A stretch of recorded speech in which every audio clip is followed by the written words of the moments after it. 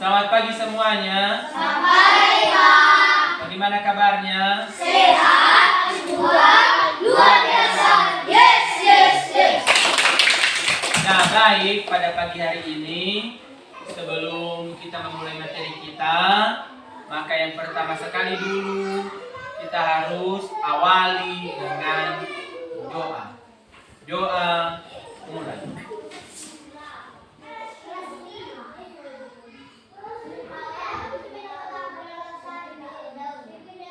Selesai. Nah, sekarang saya cek dulu kehadirannya sebelum kita masuk di materi. Ferdinand, Januardin, Rilvan, Angelina, Alex, Ikhtiar, Claudius, Kesia, Ranfi, Rido, dan Raihan. Berarti sudah ada semua kan? Nah, pada pagi hari ini kita masuk di materi ya. Nah, materi kita pada pagi hari ini temanya adalah tema 8, yaitu ini lingkungan sahabat kita.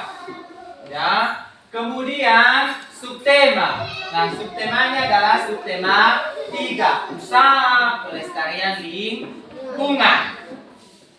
Nah, di sini di usaha pelestarian lingkungan ini yang pertama kita lakukan adalah kita harus menjaga, merawat lingkungan kita. Dengan tujuan apa?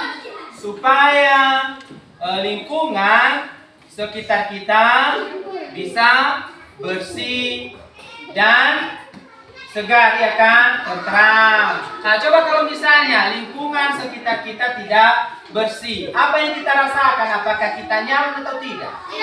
Nah, tentu kalau lingkungan kita tidak bersih, maka kita tidak terasa nyaman. Tapi ketika bersih, maka kita akan nyaman dan enak untuk dilihat. Nah, itu yang harus kita lakukan untuk melestarikan lingkungan kita.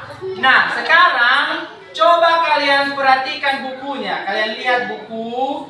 Di sini ada gambar. Ayo satu saja gambarnya ya. Yang pertama, mereka sedang menanam pohon. Nah, sebelum mereka menanam pohon terlebih dahulu, maka apa yang harus mereka lakukan? Apa yang harus mereka persiapkan? Yaitu pohon, kemudian apa? Tanah hitam, ya kan? Setelah itu alat untuk menggali tanah. Nah, itu yang harus dipersiapkan.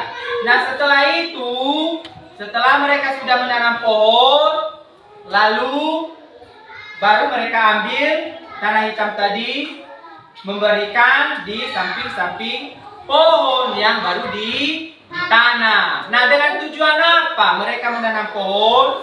Apa tujuannya? Apa harapannya? Supaya lingkungan di sekitar rumah mereka atau di lingkungan di sekitar rumah kita bisa menjadi bersih, kemudian untuk menahan angin-angin pada lingkungan rumah kita. Nah, kalau misalnya pohon ini sudah besar, maka angin tidak langsung menerpang rumah kita karena sudah ada pohon yang menahan angin. Nah, kalau kita memperhatikan di sini, lingkungan rumah ini adalah sangat bersih sekali karena sudah dirawat. Kalau misalnya ada daun-daun yang ada di sekitar rumah mereka, maka mereka harus menyapu, membersihkan dan membuang di tempat mana? Di tempat sampah. Nah, itu ya. Nah, kemudian Coba kalian perhatikan halaman berikutnya. Ya, halaman berikutnya. Nah, di halaman berikutnya yaitu apa saja air yang harus kita gunakan ketika kita mengambil air minum. Apa saja syarat-syaratnya? Apa syarat-syarat air minum yang harus kita gunakan ketika kita mau mengambil air minum? Yang pertama adalah airnya tidak kotor. Kemudian airnya tidak berbau. Kemudian airnya tidak asin. Kemudian airnya tidak apa? Tidak berwarna atau tidak keruh. Nah, itu adalah air yang harus kita gunakan untuk air minum kita, yang artinya harus bersih. Nah, kalau misalnya kita ambil air yang tidak bersih untuk air minum kita, lalu apa yang terjadi pada diri kita? Kita bisa sakit karena akibat dari kita sudah meminum air yang tidak bersih. Ya, itu adalah air yang harus kita minum, adalah air yang bersih, bukan air yang tidak bersih. Nah, bagaimana juga cara kita supaya kita bisa mendapatkan air yang bersih? Dengan membersihkan lingkungan sekitar kita. Kalau misalnya contoh, ada satu sumur di samping rumah kita atau di belakang rumah kita misalnya, lalu apa yang harus kita lakukan di situ? Kita harus membersihkan sekitar sumur kita supaya daun-daun. Nah, itu tadi ya. Kalau misalnya kita ada sumur di samping rumah atau di belakang rumah, maka kita harus membersihkannya supaya tidak masuk bakteri-bakteri yang ada di sekitar sumur. Makanya harus dibersihkan. Nah, sampai di situ dulu ada pertanyaan? Ada yang kalian tanyakan? Nah, kalau memang tidak ada pertanyaan, sekarang coba kalian perhatikan lagi di sini. Di sini ada gambar. Ya, ada gambar di sini, yaitu burung bangau dan kepiting. Nah, yang dilakukan oleh kepiting ini yaitu mereka sedang bercerita atau mereka sedang bercakap-cakap. Bukan dalam arti ya, kalau misalnya kita ada kepiting di rumah atau di sekitar rumah kita, dia bisa berbicara, dan begitu juga burung bangaunya.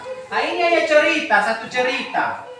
Nah, yang pertama adalah apa yang dikatakan oleh si kepiting ini kepada burung bangau.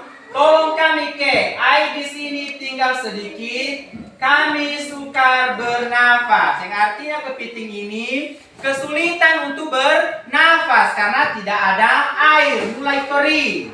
Itu yang dikatakan oleh kepiting kepada burung bangau. Kemudian apa juga yang dikatakan atau apa jawaban dari burung bangau? Nah, jawaban dari burung bangau adalah bersabarlah, aku akan menolong kalian. Nah, itu yang dilakukan oleh burung bangau. Nah, dia mengatakan kepada kedua ekor kepiting, bersabarlah, saya akan mencarikan air untuk kalian. Nah, itu ya. Sedangkan kepiting tadi, itu tadi ya yang dikatakan oleh siapa tadi? Si burung bangau kepada kepiting. Nah, kemudian kita masuk di halaman selanjutnya, yaitu di sini ada gambar. Di sini ada 4 gambar, yaitu mereka sedang memasukkan air ke dalam akuarium. Nah, yang pertama memasukkan air ke dalam akuarium, kemudian baru mereka mengambil ikan dan memasukkan ke dalam akuarium. Nah, apa juga air yang harus digunakan untuk akuarium? Air yang bersih, tidak mungkin air yang kotor, tidak mungkin air yang keruh. Itu ya yang harus digunakan. Karena ketika menggunakan air yang keruh, untuk akuarium, maka ikannya juga bisa terganggu. Pertumbuhannya tidak cepat karena gara-gara air yang tidak bersih. Oke? Ada pertanyaan? Tidak ada. Nah, baik, kalau memang tidak ada pertanyaan, kita akhiri materi kita. Dan sebelum kita akhiri, seperti biasa, kita harus mengakhirinya dengan doa. Doa mulai.